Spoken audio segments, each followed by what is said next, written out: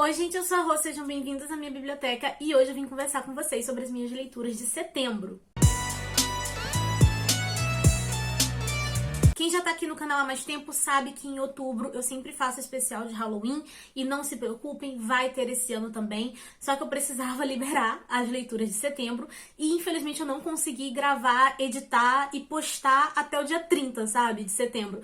Então vai estar saindo a primeira semana mesmo, mas não se preocupe porque tirando esse vídeo aqui, todos os outros vão ser temáticos de Halloween. E uma coisa que eu sempre falo todo ano pra vocês é que se você não é o tipo de pessoa que lê muitos livros de terror ou coisas do tipo, não precisa se preocupar, não precisa sumir do canal durante o mês inteiro, porque eu sempre vou intercalando o conteúdo para que todo mundo possa, pelo menos, aproveitar um pouquinho o Halloween. Enfim, recados dados, então vamos para as leituras, mas claro, né, por favor, não se esqueça de deixar um like para ajudar na divulgação do canal e lembrando que aqui embaixo no box de descrição vai ter o link de compra para esses livros, caso você se interesse por algum deles, ou se você quiser comprar qualquer outra coisa na Amazon, comprando através desses links, você super ajuda o canal sem pagar nada mais por isso. E vamos começar aqui pelas leituras coletivas, né? A que eu estava organizando foi do livro Semente Originária da Octavia Butler. E assim, essa mulher, ela tem o dom.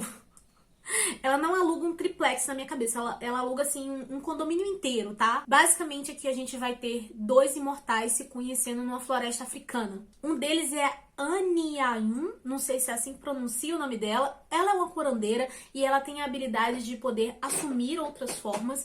E o outro é o Doro, que dominou o poder de roubar outros corpos quando o dele tá se esgotando. E assim, ao longo dos séculos, ele meio que inicia um projeto de reprodução seletiva com o objetivo de criar super-humanos. E nisso ele vai exercendo um controle sobre essa curandeira e sobre os descendentes dela, mesmo que ela esteja constantemente se recusando a fazer o que ele quer. Então a gente vai acompanhar aí no decorrer dos séculos esse conflito de ideias dele, tanto que aqui no livro, gente, é dividido por partes e tem uns intervalos assim de mais ou menos 100 anos em cada parte, sabe? Então a gente vai realmente acompanhando ao longo do tempo. E o que eu falo que gera muitos conflitos lendo esse livro é porque o tempo todo eu ficava imaginando, tipo, meu Deus, não tem como fugir dessa situação, não tem como matar esse homem, porque assim, o Doro, ele tá num top personagens odiados pra mim, que vocês não têm ideia. Eu fiquei o livro inteiro pensando, meu Deus, como que mata um homem que quando morre troca de corpo? Porque como que mata isso, entendeu? Então assim, eu queria ser homem morto. Então a gente vai acompanhando todos esses séculos e vai vendo que às vezes está num beco sem saída. Acontece várias desgraças aqui, gente. Quando a gente pensa que tá ruim, acontece uma coisa pior. E assim, o Doro, ele é um personagem extremamente bem construído, mas ele é completamente odioso. E eu percebi isso, né? Porque tem um certo momento aqui que a autora até conta o passado triste dele. E eu não senti um pingo de pena. O que eu pensei foi, bem que podia ter morrido naquela hora ali, né? Ia estar evitando um monte de problema esse homem. Eu pensei isso, eu falei, gente, eu realmente odeio esse personagem.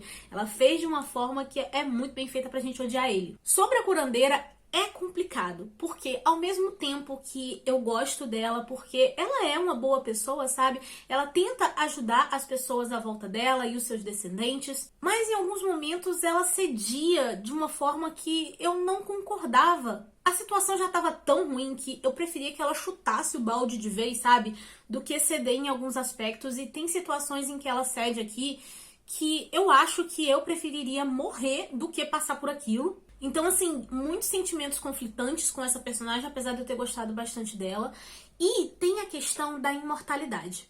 E assim, gente, existem muitos conceitos que a gente acredita, né, como seres humanos e tudo mais, que quando a gente coloca imortalidade em jogo, tudo isso muda. Quando eu olho para os personagens que têm imortalidade, eu fico pensando, será que eu realmente ia topar uma vingança eterna ou eu iria me cansar no decorrer dos séculos? E eu também não sei como que eu enxergaria a morte, se seria algo comum, eu ia super aceitar isso, ou se eu ia sofrer mais ainda. E tudo bem, esses são tipos de conceitos que a gente já até vê em alguns outros livros, mas a maneira que ela apresentou aqui me pegou de uma forma, gente, que é até difícil de explicar, mas assim, eu realmente fiquei bem reflexiva em vários momentos aqui, tentando me colocar no lugar dos personagens e imaginar o que eu faria. Inclusive, o final dele é uma coisa que eu não tenho uma opinião 100% formada, porque faz sentido dentro da história, mas eu não sei se eu faria a mesma coisa. tem esses dilemas aí. E uma coisa que vale lembrar é que esse livro, ele é o primeiro da série Padronista. Só que esse livro, especificamente, ele tem um final. Ele se conclui muito bem sozinho. Inclusive, eu não sei nem o que esperar do próximo, porque eu não sei se vai ser uma continuação direta, se vão ser outros personagens do mesmo universo. Não sei o que vai ser, também não li sinopse sobre isso, que eu não quero, né, me exceder aqui, vou ler só ano que vem mesmo. Mas fiquem tranquilos, porque não é aquelas séries que você fica desesperado tendo que comprar um monte de livro, porque esse aqui se encerra muito bem, dá até uma impressão que como se ele fosse um volume único. Eu ainda vou ler os outros, né, porque eu já comprei e eu adoro a Octavia Butler, eu gosto do caos que ela cria dentro da minha cabeça. Vai ser mais aquela coisa de vou ler porque eu sei que ela pode me dar uma história incrível, mas não é realmente necessário. Aqui tem um final, então quem aí foge de séries, pode ficar tranquilo e ler isso aqui de boa. Aí eu participei da leitura coletiva do time da LX, que foi do livro Até o Verão Terminar, da Colleen Hoover. E eu já li alguns livros da Colleen Hoover, eu gosto deles, uns mais do que outros. Esse efetivamente é a minha quarta leitura da autora e assim, gente, foi o primeiro que eu efetivamente não gostei. Porque a gente vai ter aqui uma protagonista que ela teve uma vida muito negligenciada por conta da mãe dela ser viciada em drogas. Só que ela terminou ali o ensino médio, conseguiu uma bolsa na universidade pra jogar vôlei, então ela vai sair dessa vida. Só que faltando 2 meses pra isso acontecer, a mãe dela morre de overdose e ela meio que não tem como permanecer na casa onde ela tá, porque ela não tem como pagar aluguel nem nada ali do tipo. Ela foi meio que pega desprevenida, sabe? Ela tava realmente contando com o início da faculdade, com a bolsa pra poder sair dali. E nisso ela vai recorrer ao pai dela, né? Pra ela poder ficar com o pai dela enquanto passa esses 2 meses. Só que assim, ela é filha de uma noitada, sabe? Os pais dela não têm relacionamento nenhum. Tanto que ela fala até que viu o pai poucas vezes na vida, ela não tinha intimidade com ele. Só que a questão ela vai passar esse verão com o pai. Beleza, esse cara tem uma nova família, ela vê ali até que ele tem uma condição financeira bacana.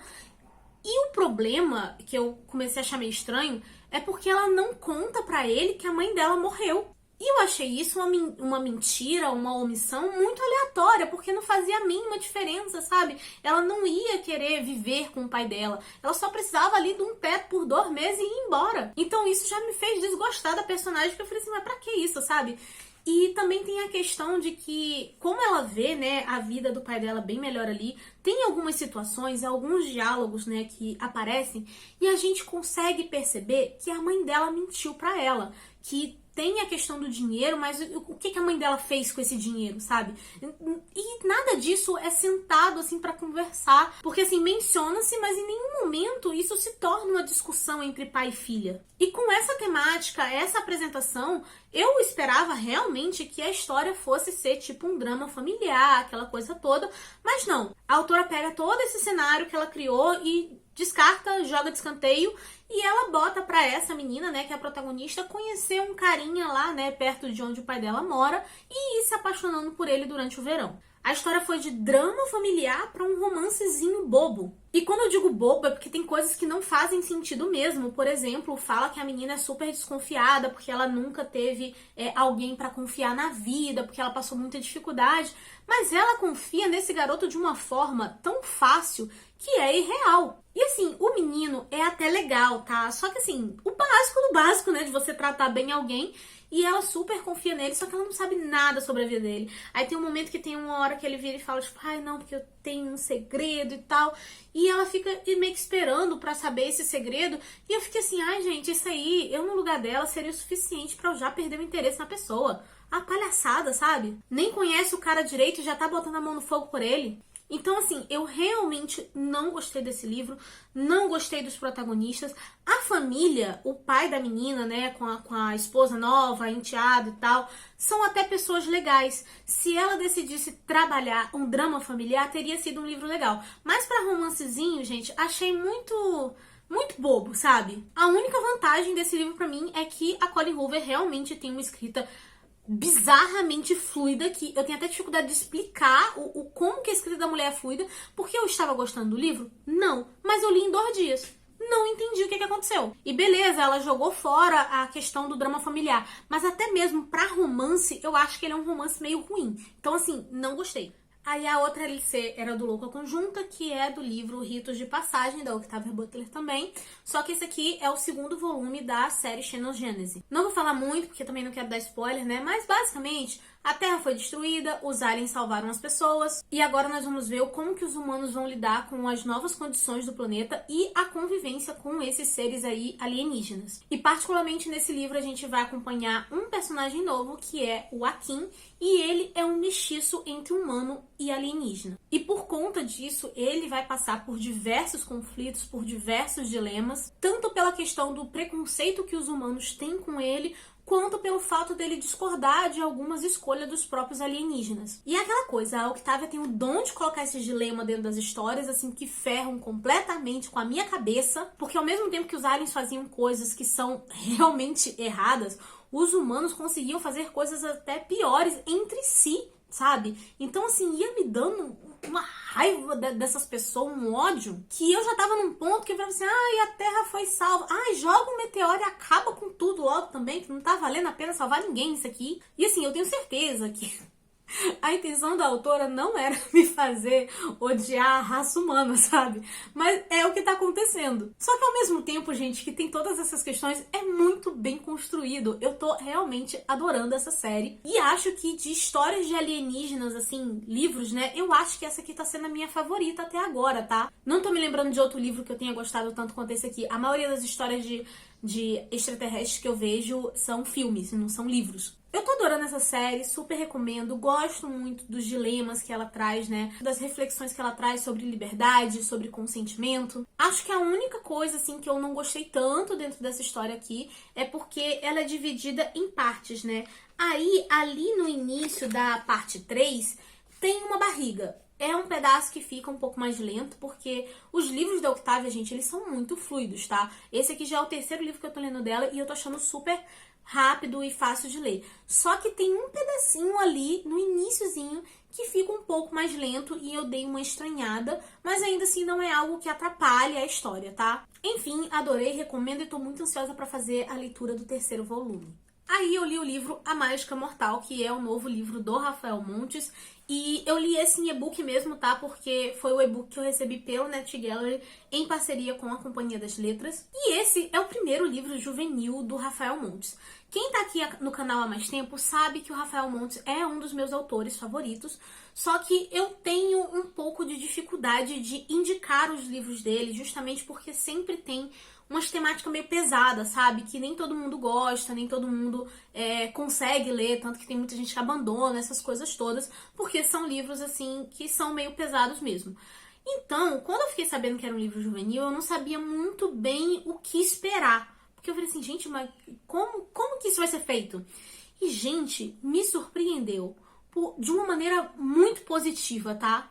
Porque aqui a gente vai ter um garoto que o melhor amigo dele foi assassinado por um mágico. E ele vai se juntar com alguns amigos dele ali da escola para tentar investigar esse crime, já que esse mágico aparentemente é um serial killer e ele tá matando as pessoas ali da cidade com truques de mágica. E, gente, foi assim, muito gostosinho de ler esse livro, porque me trouxe a sensação de nostalgia e conforto, porque me lembrou a vibe daquelas histórias que tinha lá no... não sei nem se existe hoje em dia ainda, mas que eu lia lá nos anos 90, sabe, quando eu era criança, que é da coleção Vagalume, Turma dos Tigres, esse tipo de coisa. Não é nada, assim, grandioso, sabe, tipo, mega, ultra inovador. Você provavelmente vai descobrir quem é o culpado com certa facilidade, afinal de contas é um livro pra crianças, tá?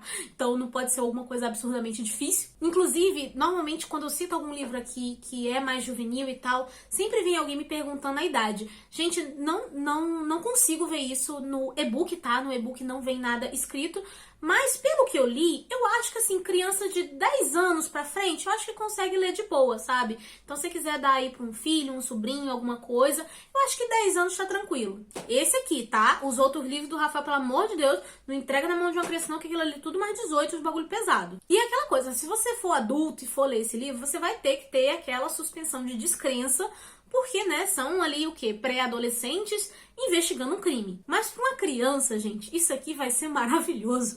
E eu fico pensando, tipo assim, na Rosita de 10 anos de idade, cara, ela ia ficar super empolgada com isso. Então eu super recomendo, eu me diverti lendo esse livro, mesmo eu claramente não sendo o público-alvo pra ele. Aí eu peguei um outro livro que eu tava vendo algumas pessoas comentando, eu até fiquei bem curiosa, né? Eu normalmente não pego livro muito hypado, mas esse me despertou uma curiosidade, que foi o Amêndoas. E aqui nós vamos ter um garoto que tem uma condição neurológica chamada alexitimia, e essa condição meio que faz com que ele tenha dificuldade de entender emoções e também de expressar os sentimentos. E por conta disso, ele acaba sendo bem solitário, né? Ele vive ali com a mãe e a avó, e elas meio que vão criando um ambiente seguro pra ele, cada uma à sua maneira. Tem coisas ali que elas fazem que eu acho que eu não concordo tanto, mas a gente vê que cada uma tá tentando dar o melhor de si. Só que aí no aniversário de 16 anos dele, na véspera de Natal, acaba acontecendo ali um ato de violência e que faz ele se ver sozinho. E no decorrer da história a gente vai vendo esse menino aí tendo que lidar com o dia a dia, convivendo com a condição dele, e ele meio que vai saindo da zona de conforto dele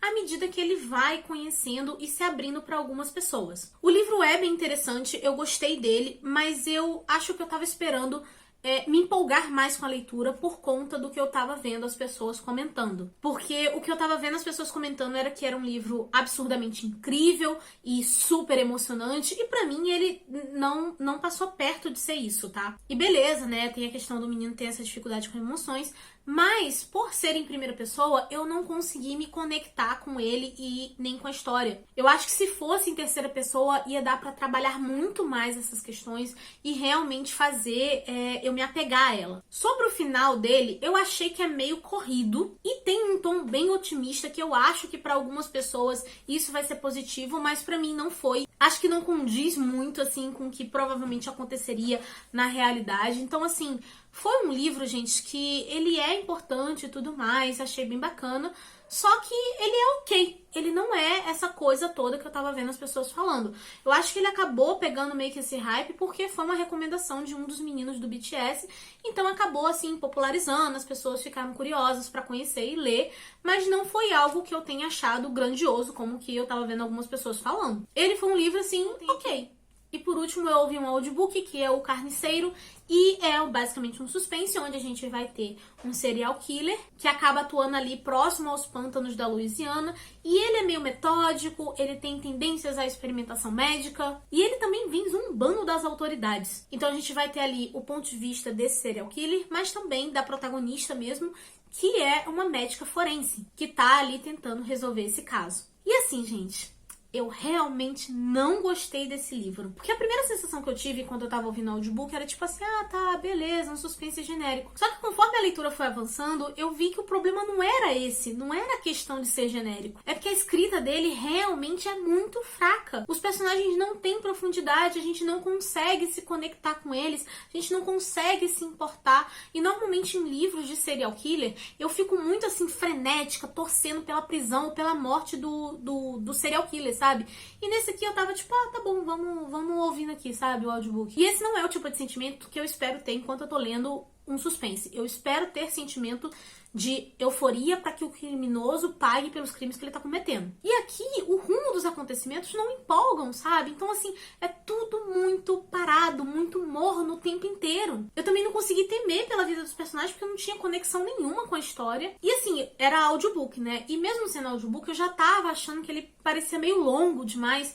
E depois, quando eu fui cadastrar no Scooby como lido, né, eu vi que ele tem, tipo, 250 e poucas páginas. Mas, sério, gente, a sensação é de que tinha 500. E o pior de tudo é que ele não tem final. Ele é como se fosse o primeiro livro de uma série. A sensação que dá é que ela ficou enrolando, só pra poder criar um segundo livro, sabe? Como se a história fosse continuar.